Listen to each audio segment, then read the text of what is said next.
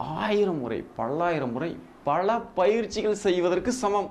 இது நான் என்னுடைய கடைசி 10 சக்ஸஸ் ஸ்டோரியில் கிடைச்ச அனலிட்டிக்ஸ் நான் உங்ககிட்ட சொல்லிட்டு இருக்கேன். நீங்கள் எத்தனை முறை எழுதினாலும் பரவாயில்ல, ஒரு முறையாவது இது எல்லாமே இருக்கான்னு பார்த்துக்கோங்க. திரும்ப திரும்ப திரும்ப திரும்ப கேட்கும் பொழுது நீங்கள் அக்செப்ட் பண்ணிக்குவீங்க. நீங்கள் அக்செப்ட் பண்ணால் உங்களுடைய ஆள் மனம் அதை ஏற்றுக்கொள்ளும். அதுதான் நான் அப்படிங்கிற அந்த மாபெரும் உணர்வுக்கு வந்துடணும்.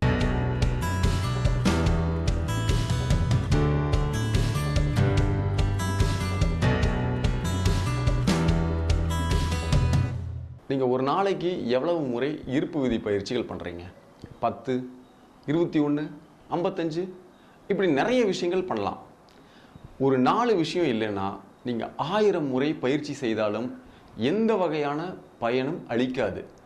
ஒரு 4 விஷயம் இருந்துச்சுன்னா ஒரே ஒரு முறை பயிற்சி செய்தாலும் பல 1000 மடங்கு பயிற்சி செய்ததின் பலன் உங்களுக்கு நிச்சயம் கிடைக்கும். மிக வேகமாக நீங்கள் நினைத்ததை அடைய முடியும். அது என்ன 4 அப்படின்னு பார்க்கறது தான் இந்த வீடியோவில். சரி, எங்கிட்ட அடிக்கடி கேட்கக்கூடிய 3 கேள்விகள். சார், உங்களுடைய சக்ஸஸ் ஸ்டோரியை எனக்கு சொல்லுங்கள். உங்களுடைய பெஸ்ட் ப்ராக்டிஸ் என்ன அதை சொல்லுங்கள். அது எவ்வளவு நாட்களில் நான் நினைத்ததை அடைய முடியும் அதையும் சொல்லுங்கள் அப்படின்னு நிறைய பேர் கேட்டிருக்காங்க. அதற்குண்டான விடை தான் இந்த வீடியோ. சரி, இந்த வீடியோவில் நான் பெரிய சக்ஸஸ் ஸ்டோரியில் சொல்ல போகிறேன்னா அப்படி இல்லை. கடந்த ஒரு 10 நிகழ்வுகள் நான் மேனிஃபெஸ்ட் பண்ண அந்த 10 விஷயங்களில் ஒரு 4 விஷயங்கள், அந்த 4 விஷயங்கள் எல்லா சக்ஸஸ் ஸ்டோரியிலையும் காமனான ப்ராக்டிஸாக இருந்திருக்கு அப்படிங்கிறது நான் கண்டுபிடிச்ச விஷயம். இது இவ்வளவு நாளாக நான் கண்டுபிடிக்கல. இன்றைக்கி நம்மளுக்கு நிறைய நேரம் இருக்கிறதுனால உட்காந்து ஆய்வு செய்ததில் கண்டுபிடிச்சது. ஒவ்வொரு சக்ஸஸ் ஸ்டோரி ஏன் வந்துச்சு, இதுக்கு பின்னாடி நான் என்ன பயிற்சி செஞ்சேன், அந்த பயிற்சியில் என்ன முக்கியத்துவமாக இருந்துச்சு, அதில் எனக்கு என்ன பிடிச்சிருக்கு பிடிக்கல, இப்படி நிறைய மெட்ரிக்ஸை ஆய்வு செஞ்சதுலேருந்து ஒரு 4 விஷயத்தை ஐடென்டிஃபை பண்ணி எடுத்துருக்கேங்க. இந்த 4 விஷயத்தை ஒரு ஃபார்முலா மாதிரி நம்ம அப்ளை பண்ணும்போது நிச்சயமாக மிகப்பெரிய அதிகமான ஒரு வேகத்தில் நீங்கள் எல்லாத்தையும் அட்ராக்ட் பண்ண முடியும் அப்படிங்கிறது என்னுடைய ஒரு சின்ன கருத்து. அதில் முதல் விஷயம் மென்டல் பிக்சர், அதாவது செல்ஃப் இமேஜினேஷன். இப்போ செல்ஃப் இமேஜினேஷனா அது என்ன சார் அப்படின்னா விஷுவலைசேஷன் தானே அப்படின்னு நீங்கள் யதார்த்தமாக நீங்கள் நினைக்கலாம். ஆனால் அந்த விஷுவலைசேஷன் எப்படி பண்ணுறீங்க அப்படின்னு நான் எல்லாத்துக்கிட்டே கேட்கும் பொழுது எனக்கு எது தேவையோ அதை நான் விஷுவலைஸ் பண்ணுறேன். இப்போ பணம் தேவையோ பணம் நிறைய இருக்கிற மாதிரி விஷுவலைஸ் பண்ணுறேன். எனக்கு உடல் நலம் தேவையோ உடல் நலம் எனக்கு எப்படி இருக்கணுமோ அப்படியே நான் விஷுவலைஸ் பண்ணுறேன் அப்படின்னு நிறைய பேர் சொல்கிறாங்க. அதில் மிஸ் பண்ண சில விஷயங்கள் என்ன அப்படின்னா அந்த பிக்சரில் நீங்கள் இருக்கீங்களான்னு பார்க்கணும். இது மிக மிக முக்கியம். நான் நிறைய விஷயத்தை விஷுவலைஸ் பண்ணியிருக்கேன். நிறைய எனக்கு நடந்திருக்கு, நிறைய நடக்காமையும் போயிருக்கு. எதெல்லாம் நடந்திருக்குன்னு பார்க்கும் பொழுது எந்த பிக்சரில் நான்லாம் இருந்திருக்கனோ அது நடந்திருக்கு. இதுதான் டேக்அவே. அதில் முக்கியமான விஷயம், ஹாப்பியாக நான் இருந்த பிக்சர் இருக்குது பார்த்தீங்களா, அது எல்லாமே நடந்திருக்கு. இதுதான் அற்புதம். அப்போ நம்ம இதில் தெரிஞ்சிக்க வேண்டிய விஷயம் என்னென்னா, விஷுவலைசேஷன் அப்படிங்கும்போது 10 கோடி வேணுமா, 10 கோடியே ஜஸ்ட் பணமாக பார்க்குறதுல இல்லை. அந்த 10 கோடி உங்ககிட்ட இருக்கிற மாதிரி அந்த செல்ஃப் இமேஜினேஷனில் நீங்கள் இருக்கணும். அதனால தான் அந்த செல்ஃப் இமேஜினேஷன்.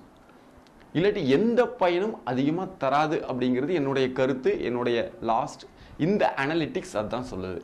அப்போ நம்ம என்ன இதுலேருந்து புரிஞ்சுக்கணும் அப்படின்னா, டேக்அவே என்ன அப்படின்னா சிம்பிள். எதை விஷுவலைஸ் பண்ணாலும் அதில் நீங்கள் இருக்கணும், ஹாப்பியாக நீங்கள் இருக்கணும். இது முக்கியமான விஷயம். ரெண்டாவது அஃபர்மேஷன். அஃபர்மேஷன் பற்றி நம்ம நிறைய வீடியோக்கள் பேசிட்டோம். இதில் முக்கியமான ஒரு விஷயம், எது வேணுங்கிறது தெளிவான ஒரு ஸ்டேட்மெண்ட் எழுதி வச்சுருப்பீங்க. அதை திரும்ப திரும்ப சொல்லி உறுதிப்படுத்துகிறீங்க. அதுதான் அஃபர்மேஷன். சரி, அந்த உறுதிப்படுத்துதல், அந்த வாய்ஸ், இது ரொம்ப முக்கியம். இப்போ நம்ம என்ன பண்ணுவோன்னா, அந்த அஃபர்மேஷனை நீங்கள் ரீவைண்ட் பண்ணி பாருங்களேன், கண்ணை மூடி. எந்த வாய்ஸ் கேட்குதுன்னு பாருங்கள், அது யாரோட வாய்ஸ் கேட்குதுன்னு பாருங்கள். மோஸ்ட்லி எல்லாத்துக்கும் எப்படி இருக்கும்னா, அவர்களுக்கு பிடித்த நடிகர்கள், அவங்களை இன்ஸ்பயர் பண்ண ஏதோ ஒரு மக்கள், வீட்டில் இருக்கவங்க, இல்லாட்டி ஏதோ ஒரு ஞானிகள், இவங்களுடைய வாய்ஸ் தான் கேட்கும், அந்த அஃபர்மேஷனில் இருக்கும். நீங்கள் ஜஸ்ட் மானிட்டர் பண்ணி பாருங்கள், கவனித்து பாருங்கள். இதை மாற்றணுங்க. எப்படி மாற்றுறது அப்படின்னா, உங்களுடைய வாய்ஸை நீங்கள் கேட்கணும். அந்த அஃபர்மேஷன் ஸ்டேட்மெண்ட் ஒரு முறைக்கு 10 முறை படியுங்க. உங்களுடைய மொபைலை வச்சு ரெக்கார்ட் பண்ணுங்கள். திருப்பி திருப்பி கேளுங்க. முதல் தடவை கேட்கும்போது ச்சே இதுதான் என் வாய்ஸா அப்படிங்கிற மாதிரி இருக்கும். திரும்ப திரும்ப திரும்ப திரும்ப கேட்கும் பொழுது நீங்கள் அக்செப்ட் பண்ணிக்குவீங்க. நீங்கள் அக்செப்ட் பண்ணால் உங்களுடைய ஆழ் மனம் அதை ஏற்றுக்கொள்ளும். அப்போது இந்த அஃபர்மேஷன் ஸ்டேட்மெண்ட் என்னவாக இருந்தாலும் பரவாயில்ல, அது இனிமேல் நடக்கக்கூடிய விஷயங்களாக இருந்தாலும் பரவாயில்ல, முக்கியமான விஷயம் என்னன்னா அதில் உங்களுடைய வாய்ஸ் இருக்கணும். உங்களுடைய வாய்ஸ் இருக்கும் பொழுது அது அபரிமிதமாக வேலை செய்யும். இப்போ பாருங்களேன், நான் நிறைய விஷயத்தை இதை பற்றி அஃபர்மேஷன் சொல்லியிருக்கேன், நிறைய விஷயத்தை மனசுக்குள்ளேயே சொல்லியிருக்கேன், நிறைய விஷயத்தை வெளியில் வெளிப்படையாக சத்தமாக சொல்லியிருக்கேன். எதெல்லாம் எனக்கு நடந்திருக்கோ அதில் என்னுடைய வாய்ஸில் நான் அஃபர்மேஷன் சொன்னது தான் எனக்கு பெரிய ரிசல்ட் கொடுத்துருக்கு. கடந்த 10 மேனிஃபெஸ்டேஷன் சக்ஸஸில் எனக்கு இதில் 5 விஷயத்தில் என்னுடைய ஓன் வாய்ஸில் சொல்லக்கூடிய அஃபர்மேஷன் எனக்கு பலனளிச்சிருக்கு. நீங்களும் இதை ஃபாலோ பண்ணலாம். அடுத்தது முக்கியமான விஷயம் எமோஷன், உணர்வுகள். சரி, எனக்கு மென்டல் பிக்சரில் நான் இருக்கேன், அதை பார்க்குறேன், ஹாப்பியாக இருக்கேன், அதில் நான் பார்க்குறேன். எனக்கு வேணுங்கிறதெல்லாம் அந்த பிக்சரில் இருக்குது, அதையும் நான் பார்க்குறேன். எனக்கு இதுதான் வேணும் அப்படிங்கிறது தெளிவாக நான் அஃபர்மேஷன் மூலமாக உறுதிப்படுத்துகிறேன். அது என்னோட வாய்ஸ்லேயே உறுதிப்படுத்துகிறேன். இது போதாது. இப்போ உங்களை நீங்கள் அப்படியே காட்சிப்படுத்திக்கிட்டே இருக்கீங்க, அஃபர்மேஷன் சொல்லிகிட்டே இருக்கீங்க. இடையில நான் உங்களை கூப்பிட்டு நீங்கள் யாருன்னு கேட்டேன்னு வச்சுக்கோங்களேன், நீங்கள் என்ன பதில் சொல்லுவீங்க? அந்த மென்டல் பிக்சர்லையும் அந்த அஃபர்மேஷன்லையும் உறுதிப்படுத்துறீங்கல்ல, அதுதான் நான் அப்படின்னு நீங்கள் என்கிட்ட சொல்லணும். எந்த நேரத்துலையும் எந்த இடத்துலையும் எப்பேற்பட்ட சூழ்நிலையும் உங்களை கேட்டால் அந்த மென்டல் பிக்சர் அந்த அஃபர்மேஷனில் எது நீங்களாக உணர்ந்தீர்களோ அதுதான் நீங்கள் அப்படின்னு நீங்கள் என்கிட்ட சொல்லணும். யார் கேட்டாலும் அதை தான் நீங்கள் சொல்லணும். அப்படி ஒரு உணர்வு நிலைக்கு நீங்கள் போகணும். இது ரொம்ப ரொம்ப அடிப்படை. இப்போது ஒருத்தர் மென்டல் பிக்சரை பார்க்குறாங்க, அஃபர்மேஷன் சொல்கிறாங்க. 3வது விஷயம், இந்த உணர்வு அதுவாக மாறிவிட்ட உணர்வு இல்லைன்னா அவங்களுக்கு கொஞ்சம் டிலேடாக அவங்களுக்கு சக்ஸஸ் ரேட் இருக்கும். சரி சார், இப்போ நான் அதை எத்தனை முறை உணர்வது அப்படின்னா நிறைய பேர் கேட்பாங்க. இதுக்கு சிம்பிள் எக்ஸாம்பிள், இப்போ உங்களுக்கு பிடிச்ச மாதிரி அதுவாக மாறிவிட்ட மாதிரி ஒரு உணர்வில் இருக்கீங்க. உங்களுக்கு எவ்வளவு நேரம் இருக்க பிடிக்குதோ அவ்வளவு நேரம் இருக்கலாம். முக்கியமான விஷயம் என்ன தெரியுமா? இந்த மாதிரி ஒரு உணர்வில் இருக்கும்போது யாராவது வந்து உங்களை டிஸ்டர்ப் பண்ணாங்கன்னா உங்களுக்கு பிடிக்காது. டிஸ்டர்ப் பண்ணாதப்பா அப்படின்னு சொல்லுவீங்க. ஏன் அப்படின்னா நீங்கள் அந்த உணர்வு நிலையில் லயத்து இருக்கீங்க. இது மிக மிக முக்கியம்.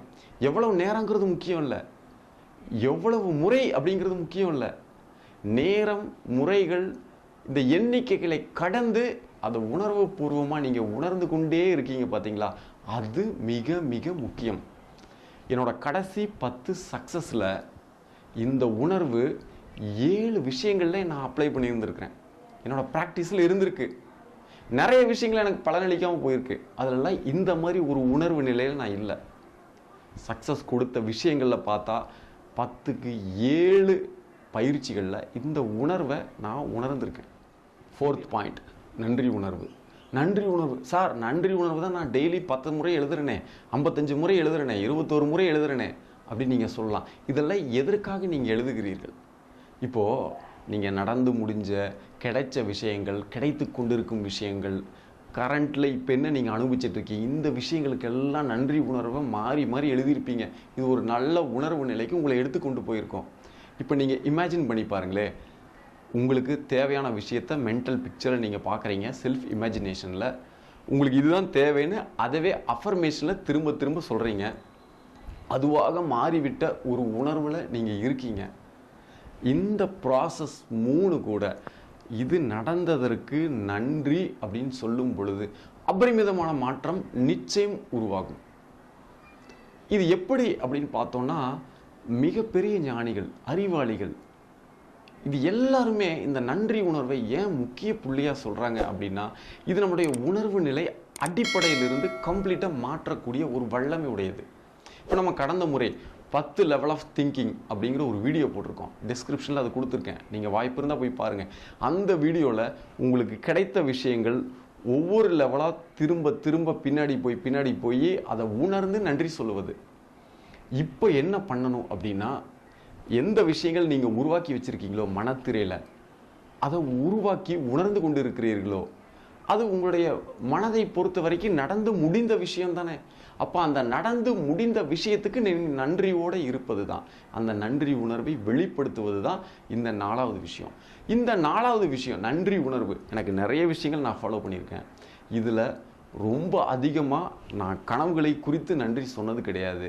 அப்படி சொன்னது கொஞ்சம்தான். அதுலேயும் மொத்தம் 3 விஷயத்துக்கு என்னோடய ப்ராக்டிஸில் நன்றி உணர்வு நான் வச்சுருந்துருக்கேன். அதில் 2 விஷயம் எனக்கு அபரிமிதமான மாற்றத்தை எனக்கு கொடுத்துருக்கு. இப்போ செல்ஃப் இமேஜினேஷனில் என்ன பார்த்தோம்?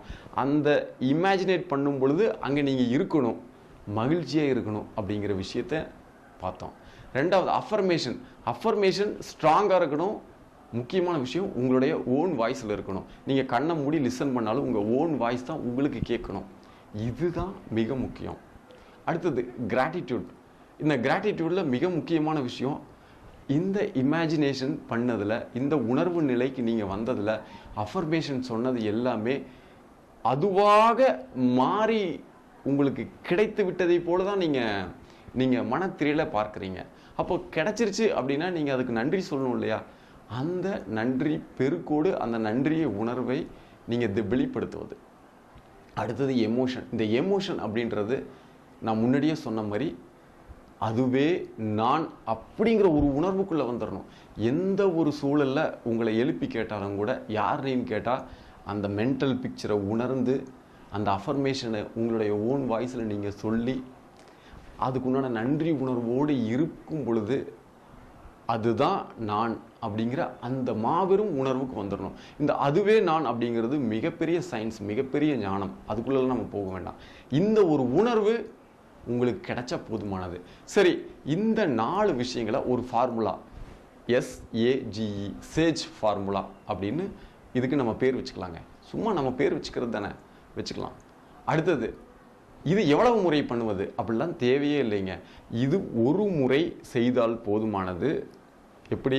இந்த செல்ஃப் இமேஜினேஷன், அஃபர்மேஷன், அதுக்கப்புறம் கிராட்டிடியூட், அதுக்கப்புறம் எமோஷன், இந்த 4 விஷயங்களை சேர்ந்து ஒரு முறை செய்தால் போதுமானது. 1000 முறை எழுதுவதற்கு சமம், 1000 முறை நன்றி எழுதுவதற்கு சமம், 1000 முறை விஷுவலைஸ் பண்ணுவதற்கு சமம், 1000 முறை, பல்லாயிரம் முறை பல பயிற்சிகள் செய்வதற்கு சமம்.